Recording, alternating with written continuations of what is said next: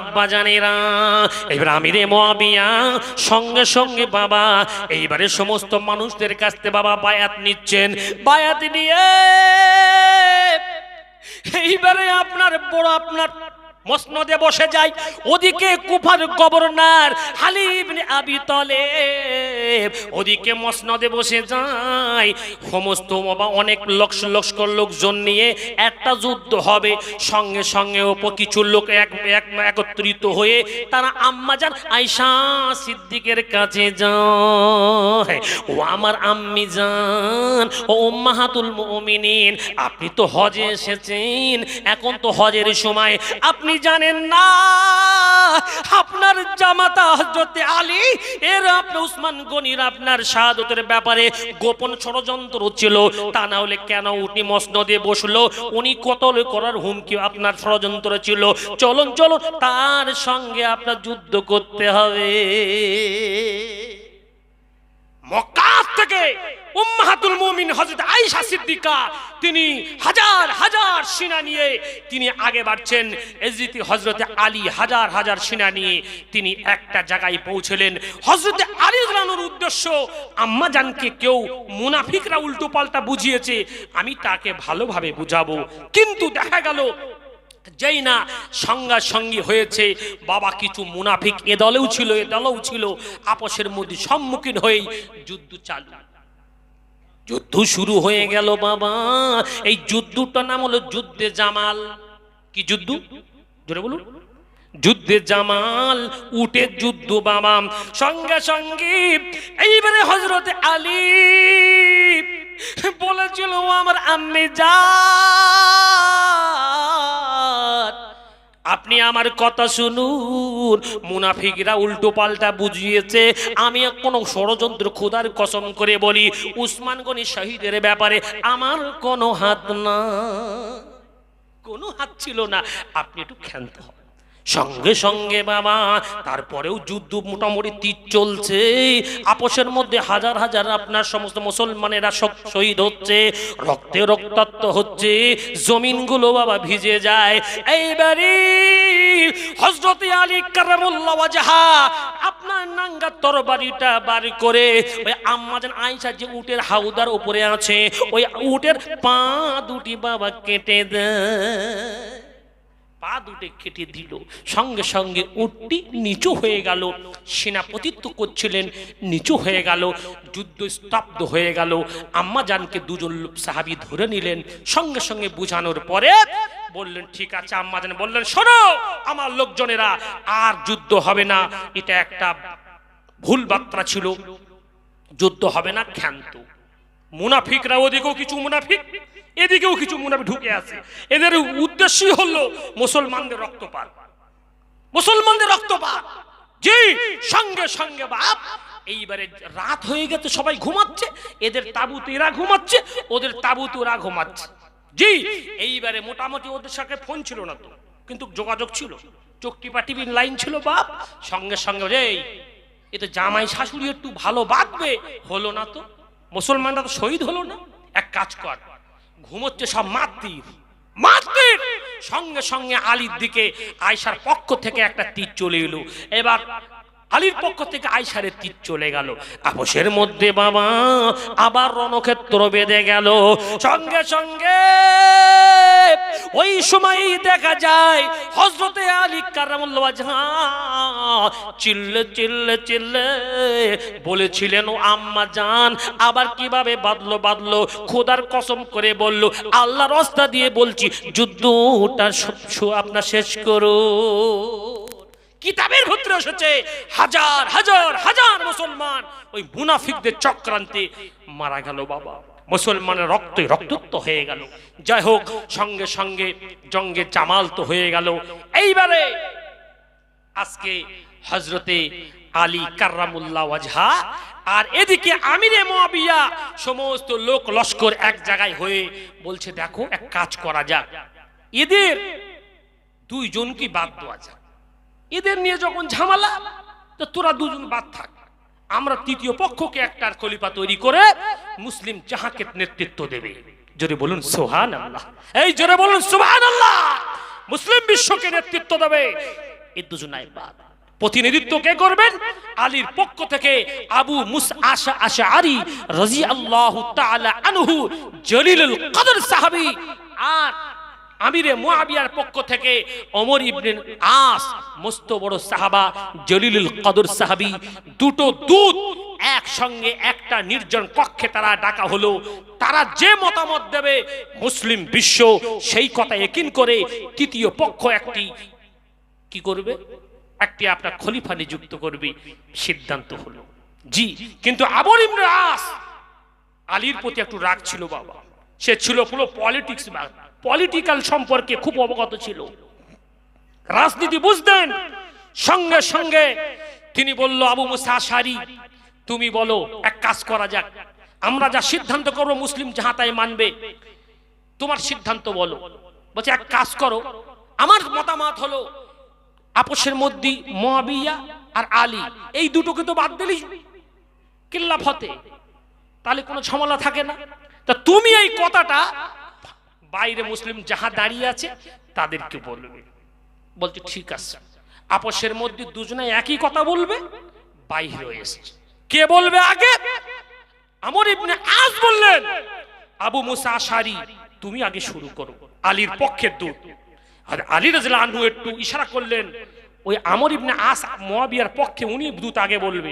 বলছেন না, মুসা আশআরী আগে বলা চালু করে দিলে। বলে শোনো জনতা, আমি আলীর পক্ষে দূত তোমরা নিযুক্ত করেছিলে, আমি বলছি আজকে যে মুসলিম বিশ্বের লক্ষ লক্ষ হাজার হাজার মুসলমান রক্তে রক্তে লাল হয়ে গেল, উদ্দেশ্য হলো মসনাদ দুজনাই আমার পক্ষ থেকে দুজনাই বাদ হোক।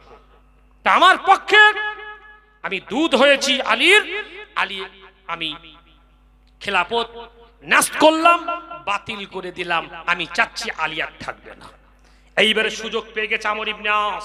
তিনি বলছে, ও মুসলমানেরা শোনো, তোমরা তো শুনলে আলীর পক্ষে যে দূত আবু মুসা আশআরী তিনি বলল যে দুজনাই ঝামেলা, দুজনাই ক্ষান্ত, দুজনের অবসর, তাহলে উনি তো ক্ষান্তই হয়ে গেছে, বাতিল হয়ে গেছে। আমি ওমর ইবনে আস বলছি, এখন মুসলিম জাহার মধ্যে উপযুক্ত যদি খলিফা কারণ মানতে হয়, আমিরে মুআবিয়া ছাড়া যিনি 20 বছর গভর্নর করেছেন তিনার মতন উপযুক্ত ব্যক্তি আর দ্বিতীয় কেউ নাই। সুতরাং তাকে উপযুক্ত স্থানে বসানো হোক, মসনদে বসানো হোক। সমস্ত মানুষ এখন এক হয়ে আমিরে মুআবিয়ার কাছে আবার খেলাফতির দায়িত্ব তুলে দিল। কিন্তু হযরতে আলী কেন মানবে বাবা? আলী বলছে এক হলো আর এক সিদ্ধান্ত চলবে না, আমরা মানব না। এইবারে আবার একটা যুদ্ধ চালু হবে, তার নাম হলো জামালে সিফফিন, সিফফিনের যুদ্ধ। হাজার হাজার সেনা নিয়ে আলীর পক্ষ বাবা মারল না, আপনার মুআবিয়ার পক্ষে মারল না বাবা, লক্ষ লক্ষ সেনা নিয়ে একটা জায়গায় বাবা উপনীত হলো। সেই জায়গাটার নাম হলো সিফফিনের যুদ্ধ। জি, 22,000 সেনা মুসলমানদের, যেখানে ছিল 7,000 হাফেজ, 8,000 আলেম, মুমিন সালে মুসলমান, লক্ষ লক্ষ মুসলমান আজকে দুই ভাই পক্ষে কিন্তু রয়েছে বাবা। দেখেন দিনি বাবা। জি, কিন্তু দেখা গেল সেখানে সবাই এক হলেন।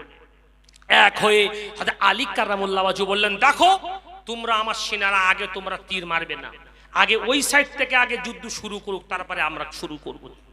দেখা গেল ওই দিক থেকে আমর ইবনে আসের নেতৃত্ব দিচ্ছিলেন, সেখান থেকে আমিরে মুআবিয়ার পক্ষ থেকে আলী কারামুল্লাহ তাবুতে একটা তীর মারা হলো। যুদ্ধ বেঁধে গেল বাবা, সঙ্গে সঙ্গে বাবা হাজার হাজার হাজার হাজার মুসলমান শহীদ হয়ে গেল। মুসলমানের রক্তে লালে লাল, সিফফিনের যুদ্ধ লালে লাল হয়ে গেল। 22,000 সেনা বাবা, 22,000 সেনার মধ্যে কয়েক হাজার সেনা বাবা শহীদ হয়ে যায়। জি, সঙ্গে সঙ্গে এইবারে ওখান থেকেও পুরো মুসলমানদের নুকসান ক্ষতি হয়ে গেল। এবার সঙ্গে সঙ্গে আমর ইবনে আস কিছু মুসলমানেরা, ওই যে একটা দল ছিল মুহাম্মদ ইবনে আবু বকর, তিনি কিছু মানুষকে এক জায়গায় করে বলছে, শোনো মুসলমানদের রক্ত বন্ধ করতে হবে, এইরকম হোলি খেলা চলবে না, বন্ধ করতে হবে। কি করা হবে? 4টে লোককে কতল করতে হবে। কটা লোক? চারটি। একটা আমর ইবনে আস, একটি মারওয়ান, একটা আবু মুসা আশআরী, আর একটা হচ্ছে হযরত আলী, আর 4 নম্বর হচ্ছে আমিরে মুয়াবিয়া।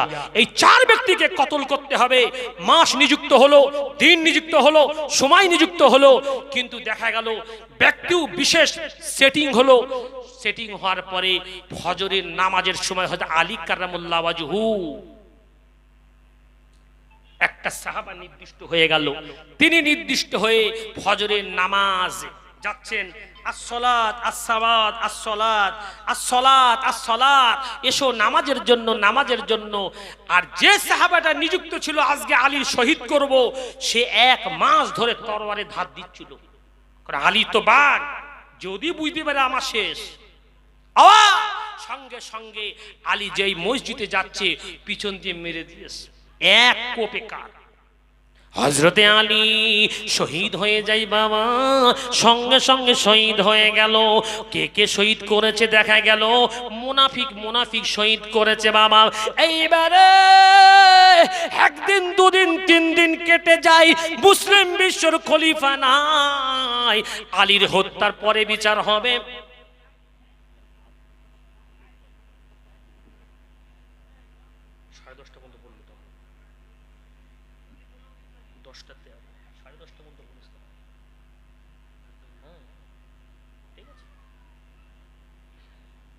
আব্বা আপনাদের অসুবিধা হচ্ছে? জি, হুজুর এসে গেছে, সাউন্ড দিচ্ছে, হুজুর উঠবে। 10:30 আমার টাইম, বললে আমি ছেড়ে দেবো, কোনো ব্যাপার নেই বাবা। আমার আব্বা জানেরা, আমি মূল কথার দিকে যাচ্ছি। কিন্তু সঙ্গে কারবালা কেন, কারবালা কেন হলো? এ মুসলমান শুধু হাসান হুসেনকে মেরেছে এই ঘটনা শুনে যাচ্ছে, কোথা থেকে আসলো কেউ বুঝলো না। এটা শুনতে জানতে হবে তো। জি, তবে তো আল্লাহ রহমত করবে। জোরে বলুন সুবহানাল্লাহ। আমার আব্বা জানেরা, সঙ্গে সঙ্গে আলী কতল হয়ে গেল বাবা, আলী শহীদ হয়ে গেল। কে কে উপযুক্ত ব্যক্তি খোঁজো খোঁজো। বড় ইমাম কোথায় আছো? বড় ইমাম আলীর 2 ছেলে, একটা ইমামে হাসান, ওপর হচ্ছে ইমামে হুসাইন। জোরে বলুন সুবহানাল্লাহ।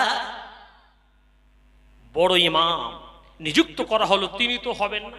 সঙ্গে সঙ্গে তিনার কাছে সবাই বায়াত হলো।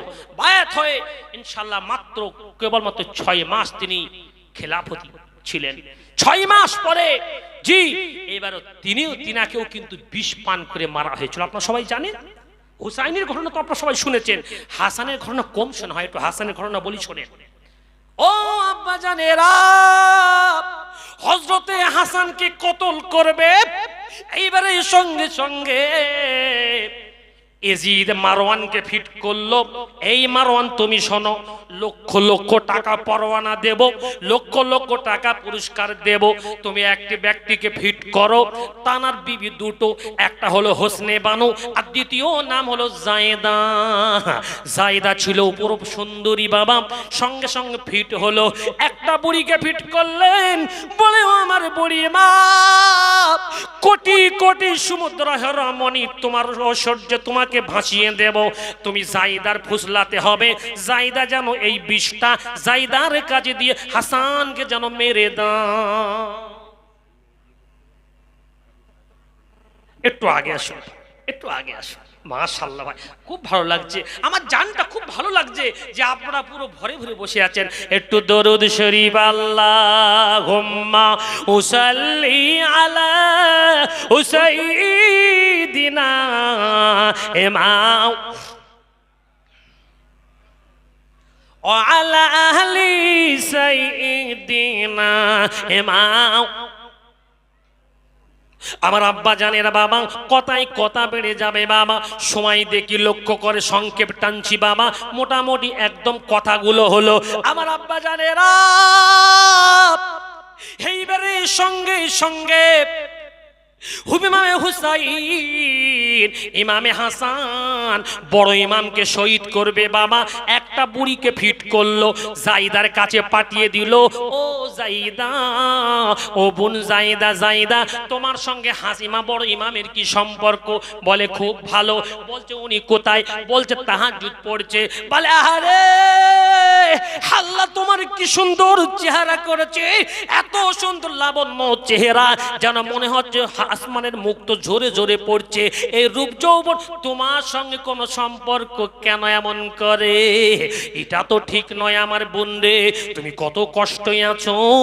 এমন বলে বলে বাবা ওই জায়েদার মনটা বাবা খারাপ করে দেয়। একদিন দুদিন তিন দিন চার দিন আসলি মেয়েদের বললি মেয়েদের মন গলে যাবে। সত্যি সত্যি আমার একদম সময় দেয় না, আমাদের ইমাম সাহেব সময় দেয় না। তা বলছে এক কাজ করো, আমি একটা উপায় বলে দিচ্ছি। বলে কি? বলছে আসলে তোমার পছন্দ করে ওই মুয়াবিয়ার ছেলে ইয়াজিদ। অন্য রায়াতে আছে এটা ইয়াজিদ। ওই ইয়াজিদ এখন মসনদে বসবে, বিশাল ব্যাপারটা রাজমহল মসনদে, কোটি কোটি তোমার ঐশ্বর্য সাগরে ভাসিয়ে দেবে। ইমাম সাহেব কি দেয়? কিচ্ছু তো তোমার দিতে পারবে না। আর ওনার মসনদে এখন নেই, ওনার বাপও শহীদ হয়ে গেছে, উনি পরহেজগার মানুষ। তোমার কিছু বিলাসিতার জীবন যাপন তুমি করতে পারবে না। ইয়াজিদ তোমাকে মেসেজ দিয়েছে, তুমি যদি ওই ইয়াজিদের কথা তুমি শোনো আর এই বিষটা যদি মাখাতে পারো তাহলে বুঝতে পারবা ও শহীদ হলেই ইয়াজিদ তোমাকে বিবাহ করে ঐশ্বর্যের রানী করে তোমার রাখবে। বলছে তাই? বলছে হ্যাঁ। দেখবেন মেয়েদের একটু প্রলোভন দিলে হাজারো ভুল করেছে, একটু বাজার থেকে ভালো খাবার আনবেন, একটু কিছু বলবেন, দেবেন না। বলে তোমার অমুক দিনে শ্বশুর বাড়ি যাবে, বাপের বাড়ি যাবে, এটা কিনে দেবো, আপনার সব রাগ পানি হয়ে যাবে। জোরে বলুন সুবহানাল্লাহ। এই জোরে বলুন সুবহানাল্লাহ। সঙ্গে সঙ্গে আব্বা এইবারে জায়েদা তো মন গলে গেছে বাবা। জায়েদা মন গলে যায়। প্রথম দিন বাবা জেহের মিশিয়েছে মধুর সাথে, মধু বাবা সঙ্গে খেলে সমস্ত শরীরটা লিলি লীল হয়ে যায়। এইবারে গুটি গুটি পায়, আপনার হাঁটতে পারে না। ইমামে হাসান নানাজির রওজায় পৌঁছে যায়। ও আমার নানু জান, ও আমার নানু জান, আমার বিষের জ্বালা সহ্য হয় না, বিষের জ্বালা সহ্য করতে পারি না গো, আপনার ওসিলা করে দোয়া চাই, আপনি আমার জন্য আল্লাহর কাছে একটু দোয়া চান, আমার বিষের জ্বালা আল্লাহ নিবারণ করে দেয়। একবার জোরে বলুন সুবহানাল্লাহ, একবার জোরে বলুন সুবহানাল্লাহ। নারে দেখবে আব্বা একটু দোয়া করো, একটু দোয়া করো। আল্লাহর ওসিলায়, বিশ্ব নবীর ওসিলায় ওই প্রথমবারের মতো ছুটকারা পেয়ে গেল বাবা, ভালো হয়ে গেল। কিন্তু ছাড়বে কেন? ওই প্রলোভন দিয়েছে জায়েদার, ইয়াজিদ ঐশ্বর্য রানী করে রাখবে। আব্বারে কিছুদিন পরে আবার খেজুরির সঙ্গে বিষ মিশিয়ে দিয়েছে বাবা। তারপরেও বাবা আপনার বিষের জ্বালায় শরীর ঠিক থাকতে রাখতে পারে না, গুটি গুটি পায়, হামাগুড়ি দিয়ে বাবা আল্লাহ রাসূলের রওজায় কিন্তু পৌঁছে যায়। হে আল্লাহর নবী, ও আমার নানু গো, ও আমার নানু গো, ও আমার নানু জান, বিষের জ্বালা সহ্য হয় না, আপনি আল্লাহর কাছে দোয়া করুন। আপনার জরিয়া করে আল্লাহকে দোয়া করছি, আল্লাহ যেন আমার বিষের জ্বালা একটু নিবারণ করে দেয়। একবার জোরে বললেন না সুবহানাল্লাহ? জোরে বললেন না সুবহানাল্লাহ? ও মুসলমানেরা, দ্বিতীয়বারও আমার আল্লাহ নিবারণ করে দিলেন, কিন্তু তৃতীয়বার আর দ্বিতীয়বার প্রথমবারের জন্য ইমামে হাসান বড় ইমাম জায়েদার কাছে কিছু খাই না, হোসনে বানুর কাছে পালা হয়ে যাওয়া সব কিছু খাই খাবা করে। কিন্তু বাবা এইবারে দ্বিতীয় বিবির কাছে একদিন পালা পড়ে কিছু খাই না। সঙ্গে সঙ্গে আপনি যখন ইমামে হাসান শয়ন করেন, ওই কাছে একটা শয়নের কাছে একটা গিলাস রেখে দিয়েছে বাবা, গিলাস। সেখানেও আপনার তৃতীয় দিন একটু খেজুর পাশে রেখেছে, খেজুরের সঙ্গে বাবা একটু বিষ মিশিয়ে দেয়। বিষটা নিজের দিকে একদিকে দিয়েছে আর একদিকে বিষ না মাখিয়ে রেখে দিয়েছে। যেদিকে বিষ নাই সেদিকে নিজের দিকে, আর উপর দিকে হচ্ছে হাসানের দিকে। ইমামে হাসান, যদি সত্যি আপনি আমাকে অবিশ্বাস করেন, আমি যদি বিষ এবার তৃতীয়বার মতো ক্ষমা করে দেন, যদি আমি এবারে মাখাই, তো আমিও মরবো, আমিও মরবো, আমিও মরবো। আমি আগে খাচ্ছি, নিজের দিকে যিনি খাচ্ছেন সেদিকে বিষ আছে? বিষ না, দ্বিতীয় দিকে তো বিষ বাবা। জি, এইবারে দুজনাই খাচ্ছে। ও মুসলমানেরা, সঙ্গে সঙ্গে আপনার জায়দা খাওয়া শুরু করে। ইমামে হাসান বাবা সর ব্যক্তির মানুষ, শেরে খোদার সন্তান, আল্লাহ রসুলের নাওয়াসা নাতি, আপনার খেজুর ভক্ষণ করলেন বাবা। এত বিষ দোয়া ছিল, এত বিষ বাবা। ওই বিষ খেজুর খেয়ে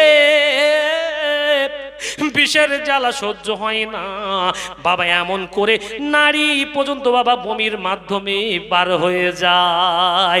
ইমামে হাসান নানার কাছে রওজাতুল মুতাগারায় এইবারে সালামটুকু দেয়, আসসালামু আলাইকা ইয়া রাসূলুল্লাহ, আসসালামু আলাইকা ইয়া হাবিবাল্লাহ। আল্লাহর নবী এইবারে স্বপ্ন যোগে হাসানকে দেখে, হাসান তুমি আর সহ্য হবে না, তোমার কিছুক্ষণের মধ্যে তোমার আম্মা জান দরজা জান্নাতের দরজায় দাঁড়িয়ে আছে, তোমার আব্বা জান্নাতের ঘরের দরজায় দাঁড়িয়ে আছে, আমি বিশ্ব নবী সামনে অপেক্ষা করছি, কিছুক্ষণের মধ্যে আমার সাথে দেখা হবে। সঙ্গে সঙ্গে ইমামে হাসানও ইন্তেকাল হয়ে গেল বাবা। জি, এইবারে রাস্তা পুরো পরিষ্কার। আর কোন অসুবিধা আছে? এদিকে ইমামে আমিরে মুআবিয়া রাদিয়াল্লাহু আনহু অবস্থা খুব খারাপ, বুড়া পাইসে গেছেন। প্রায় 60 হিজরির কথা আমি বলছি, 37 থেকে শুরু 60 হিজরির কথা বলছি আমি। 60 হিজরিতে ইমামে মুআবিয়া রাদিয়াল্লাহু আনহু আমিরে মুআবিয়া তিনি মনে মনে করলেন ওইদিকে ইমামে হুসাইন রাদিয়াল্লাহু আনহু হয়তো আমি চলে যাওয়ার পরে আপনার আবার মুসলিম বিশ্বে একটা সমস্যা উঠতে পারে। জি, তিনি লম্বা একটা আরসায় 20 বছর মতন তিনি খিলাফতের জামানা চালালেন। সঙ্গে সঙ্গে তিনি বলেছিলেন, আমার বেটা তোমার হাতে তো সবাই বায়াত হচ্ছে, তবে কিন্তু মনে রেখো আহলে বায়াতের সঙ্গে সুসম্পর্ক রেখো, কারণ রাসূলুল্লাহ বলেছেন আল হাসান ওয়াল হুসাইন বিজউম মিন্নি, হাসান হুসাইন হচ্ছে আমার অন্তরের টুকরো, আমার মহব্বতের জিনিস, আমার গোশতের টুকরো। জোরে বলুন সুবহানাল্লাহ। যে হাসান হুসাইনকে কষ্ট দেয় সে রাসূলুল্লাহ আমাকে কষ্ট দেয়, যে হাসান হুসাইনকে ভালোবাসে না সে আমাকে ভালোবাসে না। সুতরাং হাসান হুসাইনের সঙ্গে তোমরা মহব্বত রেখো, খারাপ আচরণ করো না। এই কথা বলে তিনি পজিশনটা বুঝতে পারে, বিচক্ষণতা মানুষ ছিলেন, তিনি চলে গেলেন মক্কা মদিনায়। সেখানে আব্দুল্লাহ ইবনে জুবাইর রাদিয়াল্লাহু আনহু কথা বললেন, হোসাইনের সঙ্গে কথা বললেন, 2-4টে সাহাবীর সঙ্গে কথা বলে তারা বলছে, দেখুন মুসলিম বিশ্ব সবাই বায়াত হয়ে গেছে ইয়াজিদের কাছে, তোমরা বায়াত হও, তোমরা যদি বায়াত না হও মুসলিম বিশ্বের আবার রক্তর হোলি খেলবে।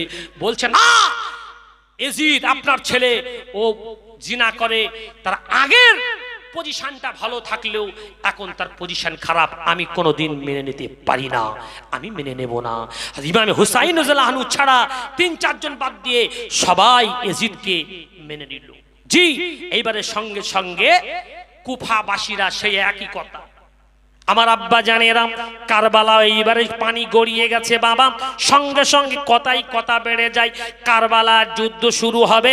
সঙ্গে সঙ্গে ওদিকে আপনার ইমাম হুসাইনকে 1-2 চিঠি নয়, আপনার 150 চিঠি দিয়েছে। না না না না না, আপনার আব্বাকে শহীদ করেছে, হাসানকে শহীদ করেছে, সমস্ত মানুষ ইয়াজিদ জিনাখোর, ওর সঙ্গে আমরা বায়াত হব না।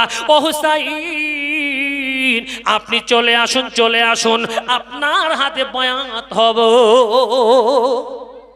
আপনার হাতে বায়াত হব, আপনি একটু আসুন।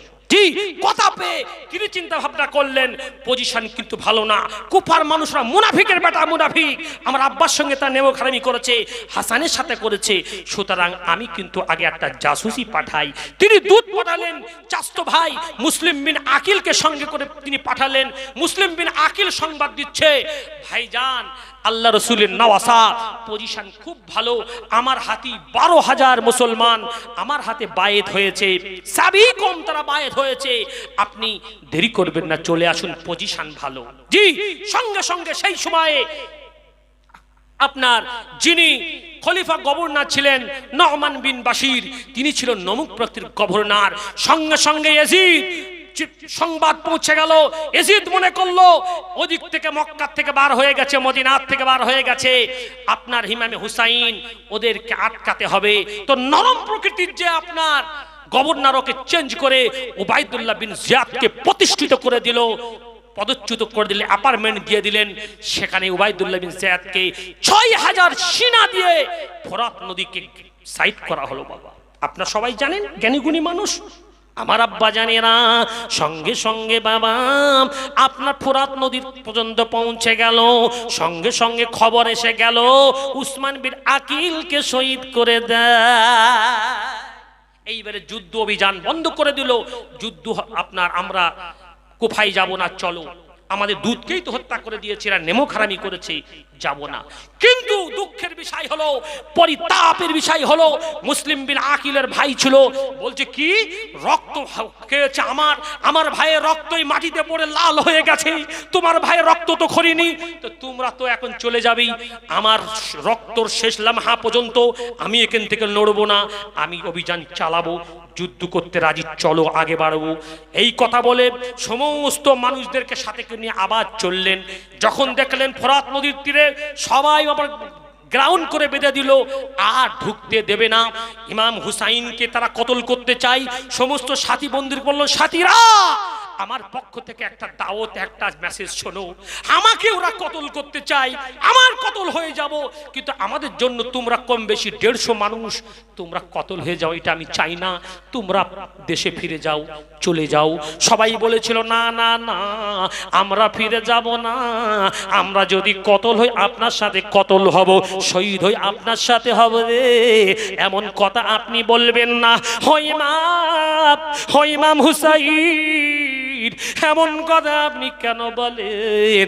আমরা ফিরে যাব না, আমরা আমার শরীরের শেষ লামহা পর্যন্ত যুদ্ধ করব। এইবারে যুদ্ধ শুরু হয়ে যায়। আপনার তার আগে একটা মেসেজ দেয়, বলো উবাইদুল্লাহ ইবনে জিয়াদ, আমার পক্ষ থেকে আমার 3টে দাবি আছে, আমি তোমাদের সাথে যুদ্ধ করতে আসিনি। কুফাবাসীরা হাজার হাজার লিটার দিয়েছে, চিঠি দিয়েছে, আজকে তার বিনিময়ে তোমরা আমাদের রক্ত দেখতে চাও, রক্তর হোলি খেলতে চাও, না না না, যুদ্ধ করতে আমি আসিনি। আমার 3টে শর্ত আছে। একটা শর্ত হলো আমাকে দেশে মদিনায় ফিরতে দাও, আর অপর দ্বিতীয় শর্ত হলো কোন এক বর্ডারে আমাকে পাঠিয়ে দাও, আর তৃতীয় শর্ত হলো ইয়াজিদ ইবনে মুয়াবিয়ার কাছে যাওয়ার সুযোগ করে দাও। বলল না না না, 3টের মধ্যে একটাও সুযোগ দেওয়া যাবে না। সঙ্গে সঙ্গে ফোরাত নদীর পানিটা বাবা আটক করে দেওয়া হলো। যুদ্ধ শুরু হয়ে গেল। আপনার আলী আকবর, ইমামে হাসানের বড় ছেলে আলী আকবর যুদ্ধ করছে বাবা। যুদ্ধ করতে করতে করতে করতে করতে করতে হাজার হাজার হাজার হাজার বিদ্রোহীদের বাবা কতল করে দেয়। একটু পানির প্রয়োজন, একটু পানির প্রয়োজন। বলে চাচাজি, ও ইমামে হুসাইন, ও আমার চাচাজি, একটু পানির ব্যবস্থা হবে না? বলে না না না, পানির কোনো ব্যবস্থা নেই, কোনো খুঁজে পাই না, ফোরাত নদী আটকে দিয়েছে, পানি কোথায় পাবো বলো, খাবার পানি শেষ হয়ে গেছে। এইবারে সঙ্গে সঙ্গে ইমামে হুসাইন রাদিয়াল্লাহু পানি দিলেন না, একটু জিভটা আগলা করে দিলেন, জিভ চুষতে চুষতে চুষতে চুষতে তৃপ্ত অনুভব হলো। সঙ্গে সঙ্গে ইমামে আলী আকবর সঙ্গে সঙ্গে বাবা পুনরায় যুদ্ধ করতে করতে বাবা কতল হয়ে যায়, শহীদ হয়ে গেল বাবা। এমন করে করে এইবারে তিনার স্ত্রী বলছে, ইমাম হুসাইন, আজকে এই কচি বাচ্চা আলী আসগার, এ তো কোনো দোষ করিনি, একে একটু আপনি উঁচু করে নিয়ে যান, একটু ফোরাত নদীর পানি কমসে কম একটু আনেন, একটু আনলেই কিন্তু ছেলেটা বেঁচে যাবে, নচেত আমাকে একটু পানি দেন, স্তন তো শুকিয়ে গেছে, একটু পানির ব্যবস্থা করে দেন। ইমামে হুসাইন সেদিন এমন করে বাহুর উপরে 2 কচি বাচ্চা আলী আসগারকে উঁচু করে নিয়ে আব্বাজি সঙ্গে সঙ্গে ফোরাত নদীর কাছে গিয়ে বলেছিল, ও সাবি কম, 6000 22,000 মানুষ তোমরা এখানে দাঁড়িয়ে আছো, শোনো, আমি, তোমরা তো সবাই জানো আল্লাহ রাসূল বলেছেন, আল হাসান ওয়াল হুসাইন বিজউম মিন্নি, হাসান হুসাইন আমার অন্তরের টুকরো, এটা হচ্ছে আহলে বায়াত, আহলে বায়াত আলী আসগার। একটু পানি কয়েকদিন নাই, জিবি একটু পানি নেয়, রস শুকিয়ে গেছে, আমার বিবি সোহরা বানুর শুকিয়ে গেছে, স্তনটা শুকিয়ে গেছে, একটু পানি দাও, যুদ্ধ আমার সঙ্গে করো। আমার সঙ্গে তোমাদের তাফারুক থাকতে পারে, আমার সঙ্গে রাগ থাকতে পারে, কচি বাচ্চার সঙ্গে তো নাই। এই বলে তিনি এক হাঁটু পানিতে ফরাত নদী নেমে গেলেন। চুল্লু করে এমন করে পানি তুলবেন, আলী আসগারকে পানি খাওয়াবেন। অপরন্তে বিদ্রোহীরা উবাইদুল্লাহ ইবনে জিয়াদের পক্ষপাতিত্বে যারা ছিলেন, 20 মাকা তীর একটা মেরে দিল।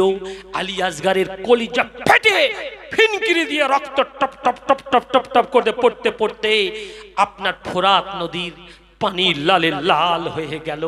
সঙ্গে সঙ্গে ওই রক্তগুলো হাতে নিয়ে, আর হাতে নিয়ে মাটিতে পড়তে দিলেন না, পানিতে পড়তে দিলেন না। ওই রক্তটা নিয়ে গায়ে মেখে নিয়ে বলছে, বিবি রে, এমন পানি আলী আসগার করেছে, জান্নাতে গিয়ে ক্ষান্ত হবে, আর কোনোদিন চালাতন করবে না। এই নাও তোমার কচি ছেলে আর পানি পানি করবে না। তাই কবি বলছে, কেঁদে কেঁদে কহি আসগার, কেঁদে কেঁদে কহি আসগার পানির তরে, কেন্দে কেন্দে কহি আসগার পানির তরে। আর এক লম্হা পানির জন্যে আসগারি মরে। আমার আব্বা জানেরা, ও আমার ভাই জানেরা, ও তরুণ যুবক বন্ধুরা, কথাই কথা বেড়ে যাবে বাবা। ওইবারে ওই সময় দেখা যায় আলী আসগারকে বাবা বিবি স্ত্রীর কাছে কোলে দিয়ে আর বুঝে দেরি করে না, দুলদুল দুলদুল ঘোড়ার সঙ্গে করে নিয়ে লাফ মেরে আপনার জাম দিয়ে ওই দুলদুল ঘোড়ার উপরে বসে জুলফকার তলোয়ারটা নিয়ে বাবা যুদ্ধর ময়দানে বাবা ঝাঁপিয়ে পড়ে। জি, লক্ষ লক্ষ হাজার হাজার আপনার সমস্ত সেনা রয়েছে, সমস্ত সাবি কমদেরকে, বিদ্রোহীদেরকে, জালিমদেরকে কতল করতে করতে করতে করতে সাফ করে দিয়েছে। কিন্তু তবু তো একটু পানির পিপাসা, কয়েকদিন পানি নেই। তিনি করে তাবুত দিকে ফিরে এসে মনে করলেন পানি আছে, পানি নেই। আবার সেই ঘোড়টা নিয়ে ব্যাক করে ফোরাত নদীর ভেতরে ঢুকিয়ে দিলেন। ঢুকু দিয়ে এবার চুল্লু করে পানি নিয়েছেন। ইমামে হুসাইন একটু পানি পান করবে, আর মনে পড়ে গেল, আহারে কিছুক্ষণ আগেই তো আমার কলিজার টুকরা আলী আসগার পানি পেল না, শহীদ হয়ে গিয়ে রক্তে লাল হয়ে গেল। সেই পানি কি করে পান করব? না, আমি ইমামে হুসাইন পানি পান করতে পারবো না। পানি পান তিনি করলেন না, পানি আঁচলটা ফেলে দিলেন। সঙ্গে সঙ্গে আবার বীর বিক্রমে যুদ্ধ করতে করতে এক পর্যায়ে তিনি শহীদ হয়ে গেল। ইন্না লিল্লাহি ওয়া ইন্না ইলাইহি রাজিউন। শহীদ হওয়ার পরে এইবারে 70-72 জন কম বেশি আপনার 32 জনের মতো আপনার মহিলা ছিল কচি বাচ্চা নিয়ে, তাদেরকে লুণ্ঠন করা হলো, তাবুতে বেইজ্জতি করা হলো, হার মালা সব চুরি করা হলো এবং তাদের উপরে ঘোড়া দড়িয়ে দেওয়া হলো। তাদের বেইজ্জতি করে ইমাম হুসাইনের মুন্ডুটা থালাই করে এজিদের কাছে নেওয়া হলো। এজিদ ওই একটা ঠোঁটে এমন করে ছড়ি দিয়ে মারছে। একটা সাহাবী প্রবীণ সাহেব বলে উঠলো, ও এজিদ, এতক্ষণ পর্যন্ত আমি সহ্য করেছি, খোদার কসম করে বলছি আর আমার সহ্য হয় না, কারণ আমি ওই ঠোঁটের লাভের উপরে বিশ্বনবী খাতেমান নবীন সাইয়্যিদুল মুরসালিন ইমামুল কাউনাইন বিশ্বনবী জনাবে মুহাম্মদ রাসূলুল্লাহর বুসা দিতে, চুম্বন দিতে আমি নিজ চোখে দেখেছি। সেই চুমার উপরে তুমি ছড়ি মারছো, আমার কিন্তু সহ্য হবে না। যেমনি এই কথাটা বলেছেন, সঙ্গে সঙ্গে সেই সাহাবীকে কতল করে দিয়েছে বাবা। ইন্না লিল্লাহি ওয়া ইন্না ইলাইহি রাজিউন। কতল করে দেওয়ার পরে ওই সেটটা নিয়ে কিছুদিন পরে আপনার সেই মদিনা মুনাওয়ারায় জান্নাতুল বাকি দাফন হয়েছে। আর এই ধরটা রয়েছে সেই কারবালাই, যেখানে একটা মসজিদ করা হয়েছে, মসজিদুর রআস, ধরের মসজিদ। জি, যেখানে শিয়ারা মাতম করে, যেখানে শিয়ারা গান বাজনা করে। এই মুহররমের 10 তারিখে বলছে মুহররমের মাস, হাতে উঠলো একেবারে পাকা বাঁশ, মেরে ফাটিয়ে দেবো, সহ্য হবে না। ইমাম হাসান হুসাইন শহীদ হয়েছে। আব্বা, এই জন্য কি শহীদ হয়েছে? আপনারা নিশ্চয়ই খেয়াল করেছেন। মোটামুটি কথা আমি বলতে গিয়ে বলেছি, ইমামে আপনারে হাসান হুসাইন আলী সব একটা মুনাফিকের ওই চিঠি নকল করে মারওয়ান মুনাফিক চিঠি নকল করার কারণে আজকে সেখান থেকে পানি গড়াতে গড়াতে উসমান গনি শহীদ হলো, আলী শহীদ হলো, হাসান শহীদ হলো, আপনার মস্ত বড় সাহাবা লক্ষ লক্ষ সাহাবা শহীদ হলো, তাদের রক্তে হোলি খেলা হলো আজকে সেই মুনাফিকের কারণেই। তাই কোরআন বলছে ইন্নাল মুনাফিকিনা ফি দারকিল আসফালি মিনান নার, মুনাফিকদের স্তর হলো, মুনাফিকদের পজিশন হলো সবচাইতে নিম্ন স্তর নিচেই। একবার জোরে বলুন সুবহানাল্লাহ, একবার জোরে বলুন সুবহানাল্লাহ। কোরআন শরীফে লেখা আছে কাফিরিন, মুকাজ্জিবিন, ফাসিকিন, বাদিন, এদের পজিশন কিন্তু একটু অন্য জায়গায়। কিন্তু মুনাফিক যে মুসলমানের মতো টুপি পরবে, মুসলমানের সঙ্গে থাকবে, মুসলমানের সাথে দাড়ি রাখবে, মুসলমানের সঙ্গে মসজিদের কমিটি হবে, মুসলমানের সঙ্গে মাদ্রাসার কমিটি হবে, ঈদগার কমিটি হবে, আসলে তারা মুসলমান হয়ে কিন্তু মুসলমানকে ক্ষতি করে। এই জোরে বলুন ঠিক কিনা, জোরে বলুন ঠিক কিনা। এই মুনাফিক মার্কা মুসলমান আজকে নাই বাবুরে, আজ থেকে 1400 বছর পূর্বে সে জমানার মুসলমান, সে কারবালা শহীদ যারা মুসলমানের রক্তে হোলি খেলেছে সেই থেকে শুরু হয়ে আসছে আমার আব্বাজান। সেই জন্য আমি আপনাদের কাছ থেকে বিদায় নেব। আমি কর জোরে বলে যাই, মুনাফিক আল্লাহ রসুল বলেছেন 3টি সিফাত থাকবে। কটা বাপ? এই কথা বলো, চটচট করে বলো। 3টি। আয়াতুল মুনাফিকিনা সালাসা ওয়া ফি riwayati মুসলিম আরবা। জোরে বলুন সুবহানাল্লাহ। মুনাফিক ইজা হাদাসা কাযাবা, যখনই কথা বলবে মিথ্যা বলবে। জি, যখনই কথা বলবে মিথ্যা বলবে। ওয়াইজা খতামা ফাজারা, যখনই কথা বলবে গালিগুলুস করবে, কথাই কথায় বয়াকা বলবে। আমি আর ওটা ওই নিচেই নামলাম না, বয়াকা বলবে। ও না বললেও জুত হয় না, বয়াকাও বলাই লাগবে ওর। বুঝবেন বেটা মুনাফিকের গন্ধ অন্তরে আছে, মুনাফিকের গন্ধ অন্তরে আছে। আজকে 2 নম্বর, 3 নম্বর হলো ইয়াজা ওয়াদা আখলাফা, যখনই ওয়াদা করবে খেলাফ করবে। জি, এই 3টে খসলত থাকবে। তো আল্লাহ পাক আমাদেরকে এই 3টে খসলত থেকে আমাদেরকে হেফাজত করেন। আমিন আমিন আমিন। দরুদ শরীফ আল্লাহুম্মা সাল্লি আলা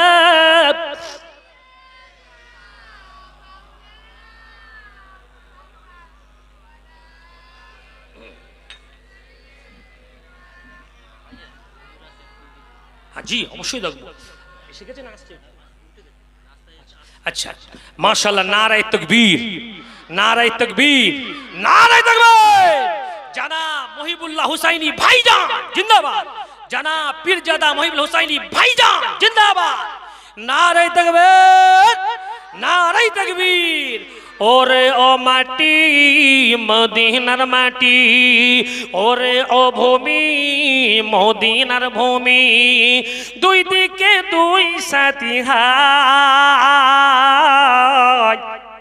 বিছখানে আমার নবী জিন্দা শুয়ে রয়, বিছখানে আমার নবী জিন্দা শুয়ে রয়।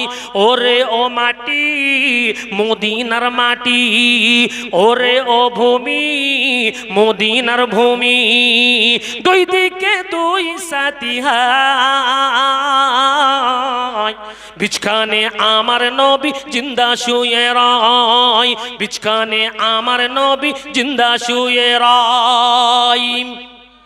যেতে যদি পারতাম আমি সোনার মদিনায়, যেতে যদি পারতাম আমি সোনার মদিনায়, সালাম আমি দিতাম গিয়ে নবীজির রোজায়। যেতে যদি পারতাম আমি সোনার মদিনায়, সালাম আমি দিতাম গিয়ে নবী রোজায়। মদিনার ওই ধুলাবালি পেতাম যদি সামনে আমি, মদিনার ওই ধুলাবালি পেতাম যদি সামনে আমি, মাখতাম আমি পেলে পারে সুরমা বলে হাই। নারায়ে তাকবীর, নারায়ে তাকবীর, নারায়ে তাকবীর। জনাব পীরজাদা মহিবুল্লাহ হুসাইনি ভাই, জনাব পীরজাদা মহিবুল্লাহ হুসাইনি ভাই, নারায়ে তাকবীর। জনাব পীরজাদা মহিবুল্লাহ হুসাইনি ভাই।